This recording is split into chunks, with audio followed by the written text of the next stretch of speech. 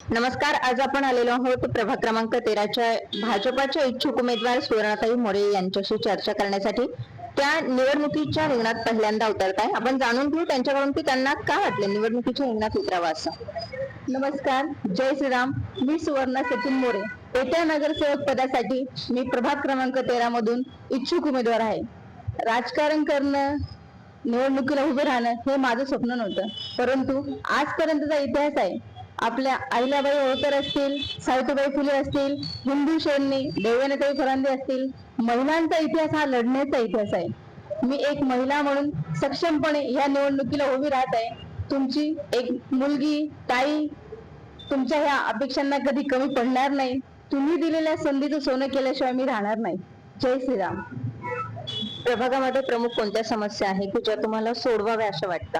प्रभाग क्रमांक 13 मध्ये सर्वात मोठी समस्या जी आहे, जी काजीगडी येथील संरक्षक भिंत ही गेल्या 25 वर्षापासून प्रलंबित समस्या आहे.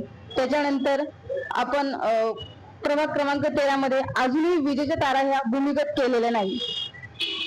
नाशिक येथील सर्वात मोठी बाजारपेठ असूनही तिथे पार्किंग आणि ट्रॅफिकची समस्या खूप मोठ्या प्रमाणावर आहे.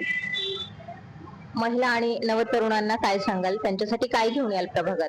महिलांना व तरुण मुलांना रोजगाराच्या संधी उपलब्ध करून देऊ. ज्या महिला घरात बसून असतात त्यांच्यासाठी आपण बचत गटाचे आयोजन करू.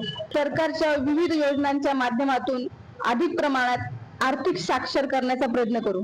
मतदारांना काय आवाहन कराल? मी प्रभाग क्रमांक 13 मधील सगळ्या मतदारांना एवढी एक नम्र विनंती करेल की नवीन उमेदवारांना तुम्ही एकदा संधी द्या.